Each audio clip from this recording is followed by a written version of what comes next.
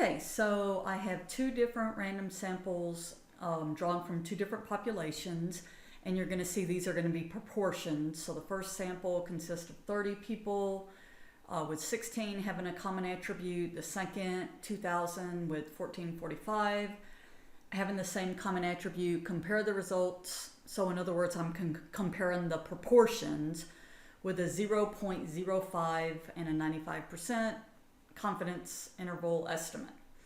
So basically I'm saying that there is no difference for the hypothesis, and the null says there is a difference, so that's why you'd pick not equal. And now to identify the test statistic. You're going to just love this formula. So what I'm going to do is I'm going to show you, and I'm going to, of course, going to add this Excel spreadsheet in your class. So let me move things around so you can, so you can see stuff. You come back down here. All right, so basically you can already see I have this set up, but I'm going to go through it individually. So I'm going to look here, and it says N1, so my first sample is 30, 16 have an attribute, and then N2, 2,000 and 1445 have that attribute. So how I'm getting the proportions is I'm taking 16 divided by 30. That's what this formula is showing. And then of course P2 would be 1445 divided by 2,000. I know later down here I'm going to need the Q, which is so if this is the proportion of success, basically this is proportion of failure. So this is simply 1 minus the P1 and then 1 minus the P2. All right, and again, remember when you're in my Excel spreadsheet, either click on the cell and you'll see the formulas up here, or sometimes I find double clicking on them because that way it shows what I'm actually referencing. Okay, so there's lots of pieces here. This is the formula, what they're asking me right now. They're putting identify the test statistic. And so I know that I need P hat, which is the proportion P1, that's these, and P2. This says if there's not a difference, that value is 0. So I have these. With the line over it, these are the pooled P estimates, and this is the formula to get those. So I know I need those first before I can continue. So the pooled P, notice is by looking, at this formula, let me make it where you can see it. Let me move it over here a little bit. So by looking at this says take my x1 plus x2 and then divide N1, N2. So if I double click on this, you can see that I'm taking 16 plus 1445 divided by 30 plus 2,000. And that's how I'm getting my pooled P. Once again, how do you get Q is 1 minus that value. So this big old bad formula is taking my B, so notice here the proportion, again let me move this over so I'm not covering it. So this piece up here is taking my proportion, so that's 0.533 minus the 0.7255. You could put minus 0, okay, so that piece is 0. And then divided by the square root, so there's my square root, and then my pooled, so my pooled P, this cell, times my pooled Q, and then divided by N1, which is 30, plus doing the same thing again with the pooled P times pooled Q, but now this one's divided by this sample size, N2, and I get my answer. And it says round to 2 decimal places. So let's hope like you guys do that I get this correct. So negative 2.29. Woohoo, good job. I was a little nervous there. Now it says identify the critical values. Well, I had set something up in here before with another problem that I had. So here is based off of your alpha. So your alpha is your significance, which is 0.05.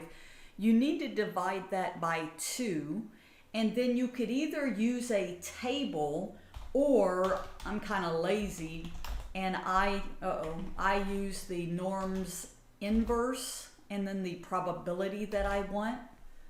Okay, so equals norms inverse and then the probability, which I have to do half because this is a two-tailed test because of the not equal, and I get this negative 1.96. However, if you look in a table, so I see the 0.95, and in fact, here's the critical value right there, because it's going to be plus and minus 1.96, or if I go in the negative, where am I at? Negative 1.96. Let me get where you can see the top portion. So negative 1.96, you can see that's the half, right? So 0.005 divided by 2, which was the 0.025. So whether you're looking at a table or using, this is kind of a nice formula, but I notice sometimes if they want exact, like one of them was, the alpha was 0.01 and they wanted the 2.575. What they're doing is they're averaging. They're saying these two values are the same distance, so they're actually averaging 2.57 plus 2.58 divided by 2. So that one, when I got that value, my answer was a little off. So you may stick to the table versus using this, okay? Again, if you get an in-between value. So it says identify the critical values, round to 3 decimal places. So I'm going to have a negative 1.960 and then a positive 1.960, and fantastic, doing good. All right, so it says, what is the conclusion based on the hypothesis test? So the test statistic, which is right here, we can see is definitely beyond the critical region. So it's in the critical region, right? Because it's more negative than this. So if my test statistic is actually in the critical region, then I'm going to reject my null because it's too far away. And I'm going to say that there is evidence, there is sufficient evidence to conclude that these are not equal. Because if they were equal, then I wouldn't fall in that critical region. Nice work. All right, now I need to do the confidence interval, and that's all this business down here. So this is the formula for the confidence interval right here. And I look at this and I say, okay, well, I have P1 and P2 because that's these values up here. But what the heck is this E? Well, it's another wonderful formula.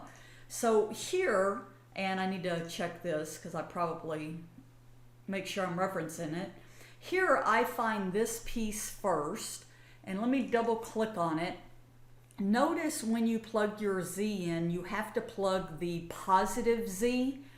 So I put ABS to absolute value.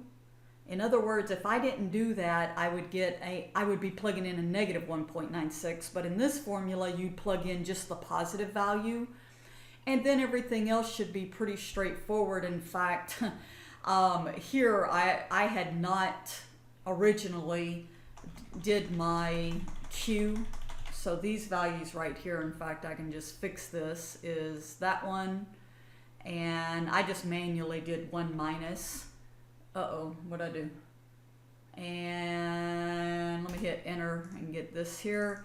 And then the next one in the formula where I have the 1 minus, that's just that value. So that's all I've done. Oh, it looks like my other value got moved. See, this is what happens when you're messing around with Excel too much. So let me get my formula right again. All right, so let's look at the formula.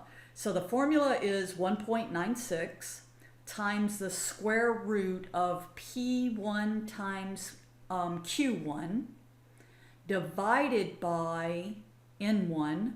Now notice I'm kind of crazy with my parentheses here. I just want to make sure the top's all in parentheses.